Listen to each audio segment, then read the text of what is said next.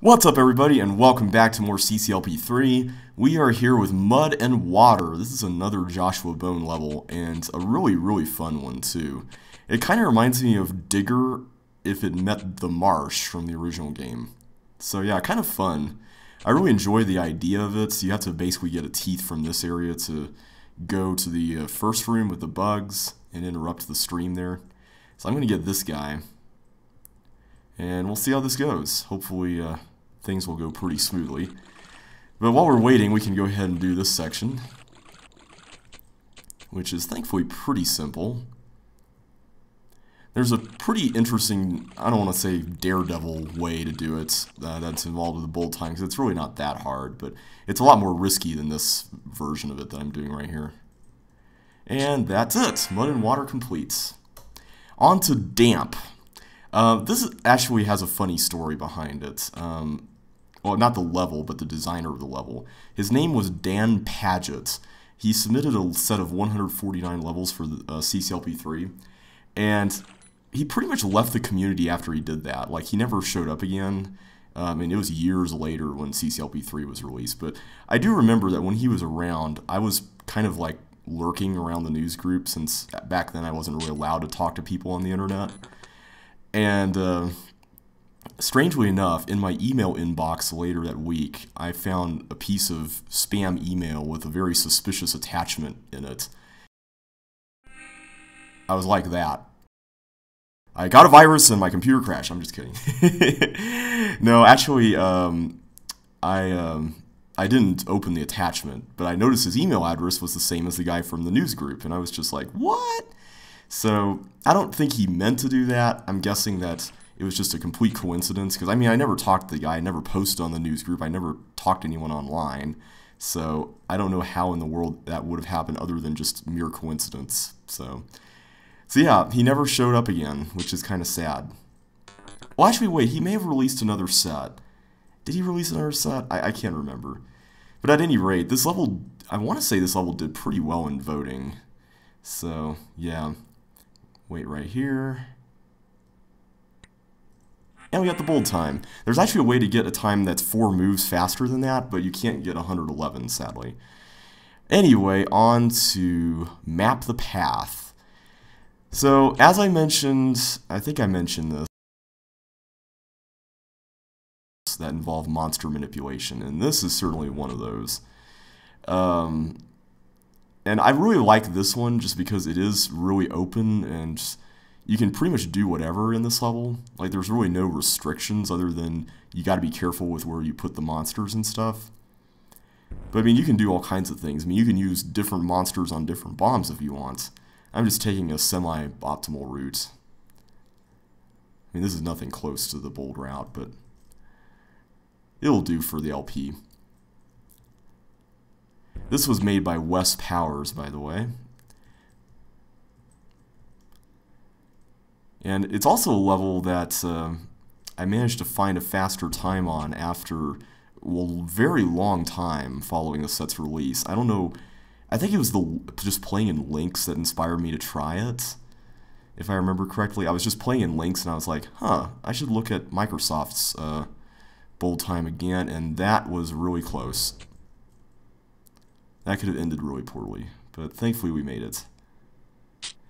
Anyway, Map the Path done. Impossible? So this is a fun level by Mike Lask, and it's pretty much all about the when in doubt, go without principle. So like right there, you're not supposed to collect those suction boots, so don't do it. And I also forgot to read the story for this part of the game, because there is a story portion for this level, so let me go ahead and do that. Chip wiped the dirt from his jeans and strolled into the next challenge. But before he could start, his eyes spotted a note tacked on the wall. It was a dispatch from Melinda. Dear Chip, in many ways you will be tested along your journey. This is the first of quite a few levels you'll face that appear to be unsolvable, but trust me, it can be done. If you can't find a way into the exit, just remember to use only what you need along your travels. Logically, Melinda. So that was meant to be sort of a reference to the dispatches that Melinda gave in the original game. In the MS version, I should say, because in the help file, some of you might remember that she had these like little dispatch hint type things where she'd give like a little hint to what you need to do. Like, totally unfair. There was one. I don't think it was the most helpful thing in the world, but it was still something. Anyway, that's how you solve the level. You go back here to get the suction boots, and that's it. Bold time, too. This level is possible, too. So this is Recess. This is a level that was another Mercy inclusion. It was designed by Jeffrey Barden, who is now a very prolific designer since he came back to the community. But this is his one and only level in CCLP3, and it's pretty fun, too. I really like this one a lot. And I don't know why I just decided that that was a good idea, but let me try not to do that again.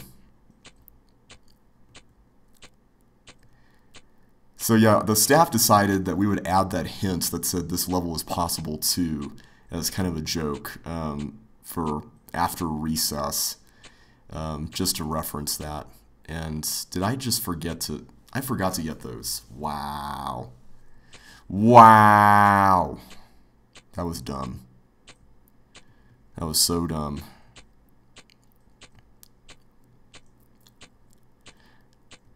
This level also has a very tight bold time and links, if memory serves correctly. Okay, just want to be careful here. Okay, thankfully we can loop back around and do this. Alright, recess done.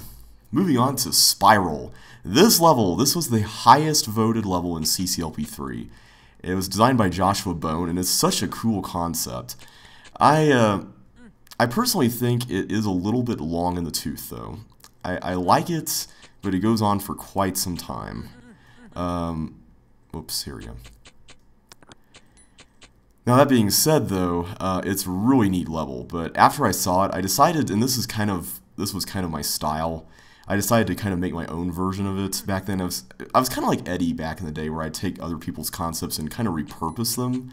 And this was one such level. I basically took the idea of this level and made it into something else, which was called Backtrack, which is a level that you'll see later on in the set, actually. And I think the next yellow door's up there, where I missed the exit. Except that there's a closed toggle wall there. Oh wait, there's one down here, isn't there? Here we go. So yeah, the objective of this is to keep going backward on the force floor slide. And we hit that, and then loop back this way, and miss it, apparently. I'm just going to hold the button down, I don't care. Alright, so now we have skates, and this will enable us to walk along the slide over here. But we can't go there, so we need to go over here. I was holding it down. I must have just let go momentarily. Okay, there's a yellow door right here. Flippas. I don't know why I said them like that. Okay, and then we have to... Good, alright. So now we have a blue key, and I believe the blue lock is somewhere over here. Yep, and now we lose our boots, and we open up the toggle walls. That went well. For some reason, this exit always stumps me. Okay, here we have to go over here. Okay, so now we can get those fire boots. But we have to go around to get them more. I gotta admit, for a level that is somewhat repetitive, this actually does manage to keep my attention. Like, there are some, like, wrenches thrown into the gears when you get into this area over here, which is really kind of neat. And thankfully, it kind of breaks up the flow of everything such that everything is kind of contained to this area. I mean, you eventually go and visit all the other stuff back there. Like, I think now we're going to go back out there. Not there, but this way. But even that's in the vicinity. I appreciate the fact that the level tries to do that so that you won't have to keep on making these super long trips. That is rather nice. And whenever you do, you just go back to the area that you were, like right now. Okay, this time, though, the next thing is actually in the middle, because it's time to explode the bomb there. So let's go ahead and take this guy, and this is what the ice slide's ultimately good for. And I'm going to go around this way. The other nice thing is that this level doesn't trick you too badly with things like, oh, you got to push the toggle button again, because there's another obstacle. You know, it kind of does a little bit at the beginning with the tank, but I can forgive that because it's at the very beginning. and then the rest of it is pretty straightforward, so I don't mind that too much. And it's not like it makes the level unsolvable either. It's more of just, you know, something that you have to backtrack for. I mean, thankfully, there's not really many ways you can cook this level if you're being smart about stuff. So ultimately, we're going to need to get the... Why did I miss that? We're ultimately going to need to get the flippers over there, but I just totally screwed that up. So let's try not to do that again. There we go. And now we get red key. We can get 2 red keys and some chips with those. And I believe, if I'm not mistaken, that will allow us to go all the way... It would have allowed us to go all the way over there, but again, I apparently can't sidestep off force floors. And this is important. You want to push this all the way there. This is like one of the few areas where you can cook the level. Because we have flippers and we don't want to lose them, we want to make sure that we don't... we're not forced to go back through that thief in this area here. So we can just slip right through that and go through here. And then we can make one more loop, get the stuff in the bottom right, and then we can loop around to the exit. So yeah, this level I really like. It's, as I mentioned in my CCLP3 Let's Play, I am kind of sad that it's just called Spiral. I think we should have renamed it to something else just because we have spirals from the original game. And in the interest of not confusing levels with each other, it would have been nice to do that. But anyway, we're done and we're moving on to Jumble, another Tyler Sontag level where the first room has a bomb underneath it. Or, not a bomb, but a hazard underneath a block. I guess entrance examination had fire underneath it. But it's once again in the middle block, so we're just going to avoid that for now. In Links you could use it though, which is kind of interesting. Alright, so that will allow us to go through here. And, come on. Come on, there we go. Every direction but the direction I want to go to. Okay, so now we get a block pushing segment here. And I'm actually going to do this the cool way.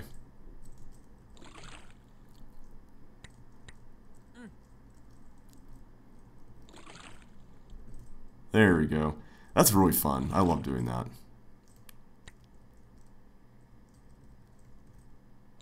Alright, and then we get a key swapping area, which is very straightforward. There's literally no way to mess this up.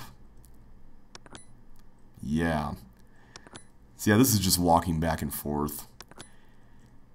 This was kind of a popular thing to do back then. I think because Pie Guy released a level called Too Many Keys, and it had that kind of idea, except it was an actual puzzle where you had to figure out what keys to swap it out and stuff. And it was very difficult. I still haven't solved it yet, mainly because it's very long and I just haven't taken the time. But anyway, let's go up here and start doing some bridging. We need to get to that bomb over there.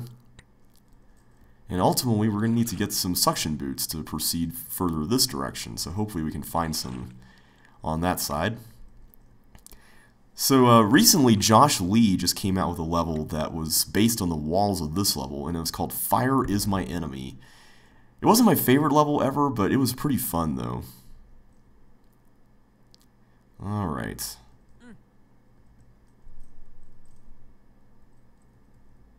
And then Mr. Teeth can come over here, and boom, we can get the suction boots. This is yet another thing that was really popular back then, is these lead the teeth through a thin wall maze things. I don't know what really inspired that to become so popular. I made a level called, well, at first I made a level called Follow the Leader, and then I made a level called Swallow the Leader, the latter of which has never been released to the public. I think both of them involved... I know Follow the Leader involved that concept. I don't think... Maybe Swallow the Leader did not. This little toggle area, I'm not really a big fan of this, just because if you're going to make a toggle maze, you got to make it a little more confusing than that. I mean, I might as well have just had 2 separate paths without any toggles at all. And anyway, the final challenge is kind of a little tricky.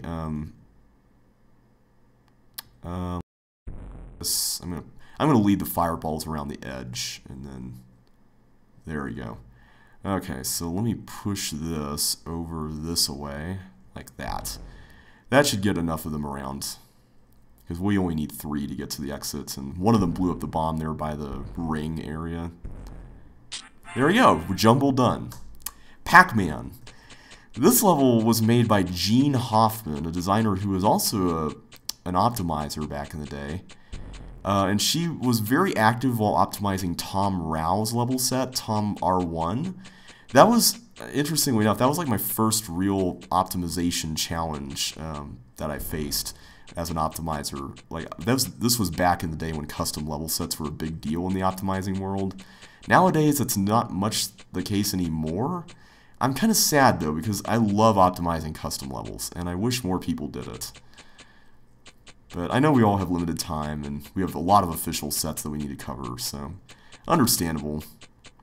But I don't know whatever happened to Jean. This was the only level she got in CCLP3. It was not a Mercy inclusion. It did very well in voting. But yeah, she hasn't been around in a long time, so I hope she comes back, though. She did make some pretty cool levels and everything. And anyway, we got this teeth that we have to deal with here. We can kill the teeth off just by going over here. I'll show you how that works. There we go. We have another one. And we can exit. Pac Man done. And now it is time for Toolbox.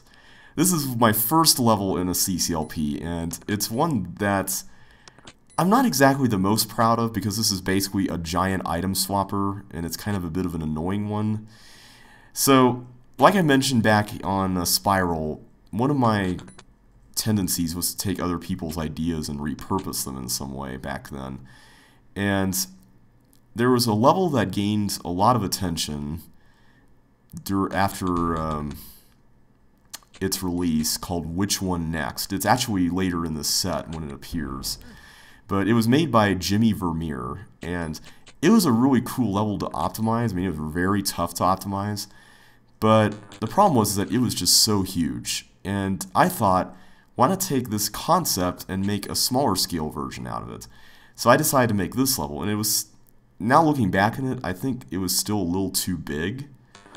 But even with that, it's still pretty fun. There's only one real trap, so to speak, and it's this right here. You need to make sure you get that right there, or else you'll die and stuff. I suppose there may be a couple of other ways you can cook the level as well. Oh wait, there's also another red key there too. Okay, never mind then. There's a few more ways to cook this level than I thought. Alright, so we have the toggle doors open. I think the toggle door is at the bottom. No? Where is it? Oh, it's at the top, right. It's over here. And this level, along with Which One Next, were ultimately optimized by Pie Guy using a computer program that he made. Because honestly, trying to optimize this by hand is just ridiculous. I got pretty close, but not close enough. Alright, 11 chips left. The hint says the green key comes last, and that's just because there's nothing in the middle other than the chip for you to get, so you want to make sure that you don't cook the level by doing that. I guess that's another way you can cook the level. Good grief, I sure had a lot of ways to cook this level.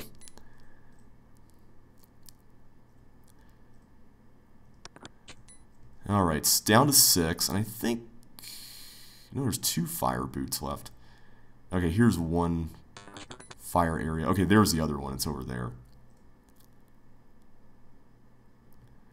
And we can get this guy. Okay, then we get the blue key there. Okay. So yeah, we got a pretty decent path outlined here.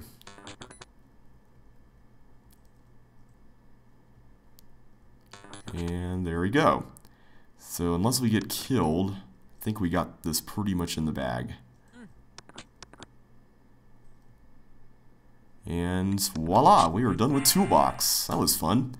And then we have Problem Solver. This is another level that I made that I really liked. I'm not just saying that because I made them, but just because there are certain levels that I enjoy just because they are kind of fun to play casually. I'd say Toolbox is an okay casual level, but I'd say this is a better casual level overall. But the kind of the crux of this level is that you have to get these bombs back here at the beginning blown up before you can release that glider behind the blue walls. So you have to use these cloners, and as part of that you have to make sure that you get this teeth monster exploding this bomb so that you can press the toggle button that will allow this other fireball cloner to get a fireball all the way up to the bomb. Fun times. Alrighty, so now let's clone. And then the third bomb is going to be blown up using this block. So before the set was released, I actually had to add that green lock and this green key behind this bomb because the level was actually able to be busted before that. So, little fun fact. But thankfully this is not a very long level. And it's pretty fun too. I think it's pretty fun at least. So we use those to get the block out. Oh yeah, and an additional fun fact. The hint right here says, the glider is your ticket out of here. Don't release it until the column of bombs is cleared. I actually originally referred to the glider as a him there, but Modhov suggested that I keep the monsters gender neutral when possible. Although I want to say that in the story, there may be a monster that's a male monster. Okay, I'll have to give that some thought. Anyway, this level is called Bouncin Blocks, and it's about Bouncin Blocks. It was made by Gavin Duncan, who released a set called Cheese T1 back in the day, and it is a very crazy set to beat. Like, if you really want a challenge as far as level sets to try out, to try to complete everything in, definitely check out this set, because it is a monster set to complete everything in. It gets easier toward the end, but the first several levels are ridiculous. Anyway, that is done, and now we can move on to pearl diving. How long can you hold your breath? So yeah, this level, you basically have to get ships that are out there, but then you have to come back before the toggle walls close like that. So I'm going to try to do this as optimally as I can. I don't know if I'm going to really succeed at that, but we'll see how well this goes. I want to say I cannot get those. Yep. But I can get all of the ones here on the far right wall and then head back. Yep, okay. Alright, so far this is going well. Oh, wait. Okay, good. I was really worried there for a minute. Alright, that should do. And now we can take on the latter half here.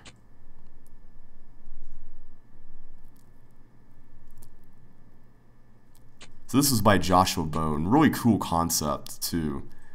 It's kind of tough if you're just beginning to play the game, but thankfully, you know, unless you are really crunched out by the time limit, it's not too bad.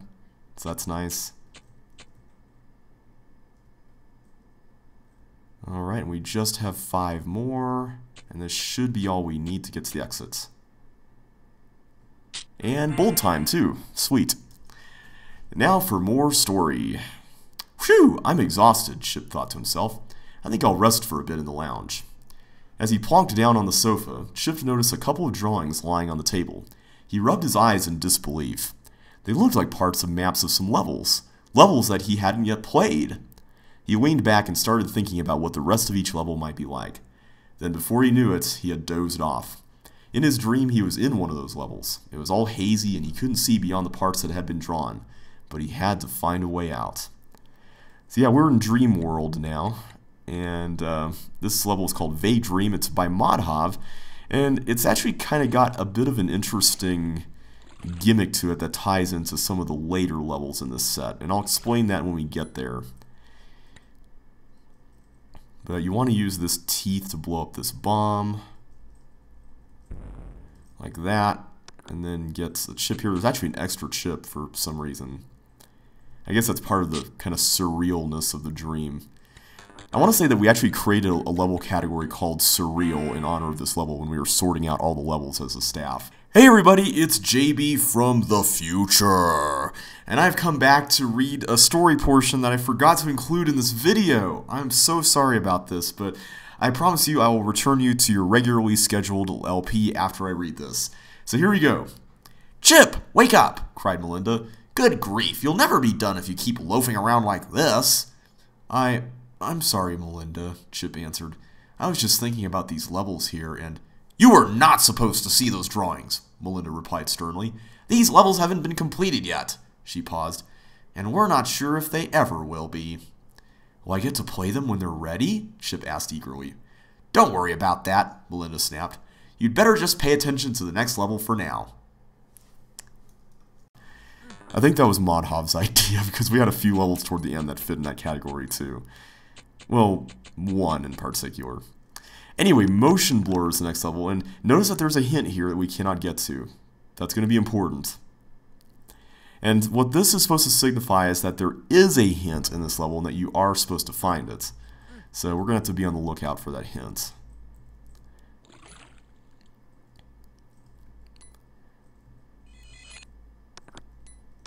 Just got to dodge all the monsters, head back this way. I actually recently got the bold time on this level, and I really don't want to talk about it. I really do not want to talk about it. But anyway, beating the level is thankfully not too bad. It's just a matter of doing some item swapping and some fun little bits here. Such as this Paramecium, who's going to be making life a little bit interesting for us.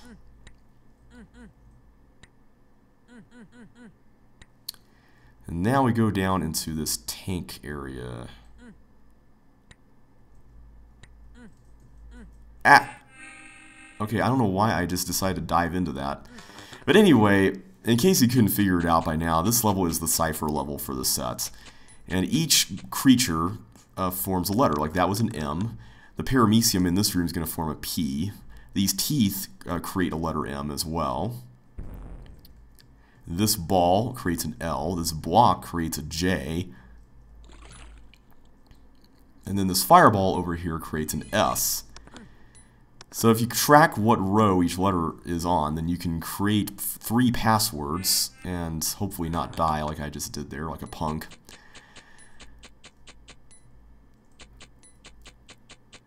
So I'll point those out once we're done with the level and as we make further progress here. So we know that the top password is MLJS. Oh, and there's nothing over here. I don't know why I decided to do that. Ian, my bright ideas. And for some reason I thought it was a good idea to go all the way over there, too. Okay, that time we did not die. So yeah, this level was created by Modhov Shanbag. Although it is credited to the CCLP3 staff, since we all kind of had a role in, or I think Mike may have had a role in testing it, so Modhov decided to give credit to him as well. And there was also a contest that the staff put together to determine what the winning cipher level was going to be, much like the level 1 contests that we had. And this level won by quite a margin. Level 1 was a lot closer than this was. But this level won out, I think, by quite a bit. Anyway, the tanks formed an L. This forms a J with this walker here. Come on, little guy. Get out of there. There you go.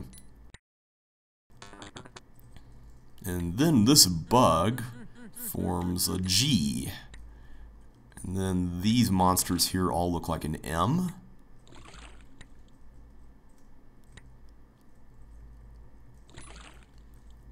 And down here we have another L with this fireball here. Or this fireball cloner, I should say. And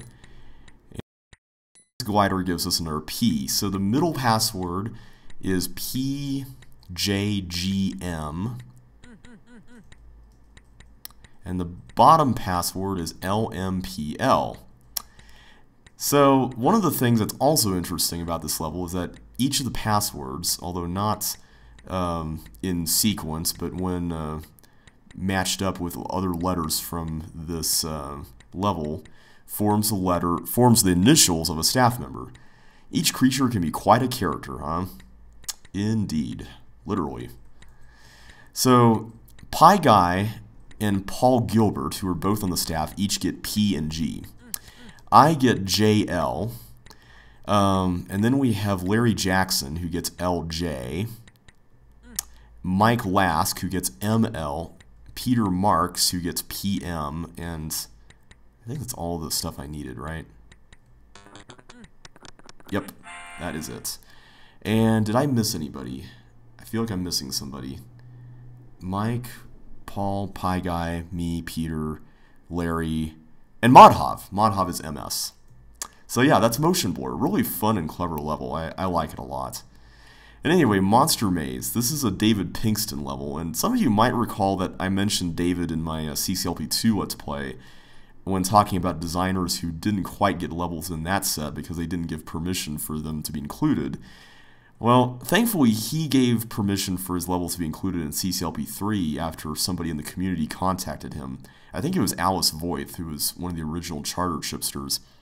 So David submitted a new set called David P2, which included some of his stuff from his original set, and some new stuff like this one. And I gotta admit, I really like this level a lot. It's pretty cool as an idea. And then we just have to head back. So yeah, you have to go through this toggle maze, and you have limited time too, and I think that was the wrong way. So let's go this way.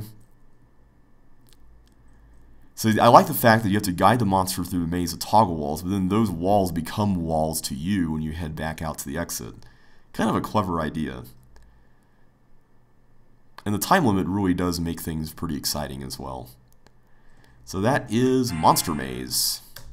So next up is Zelgon's Lair, but I think we're going to save this for next time because we are out of time for now. So I'm going to go ahead and leave the video as it is right now. So if you enjoyed this video, thank you guys so much for watching, and be sure to hit that like button, and I will catch you on the flip side. So take care, and I will see you next time.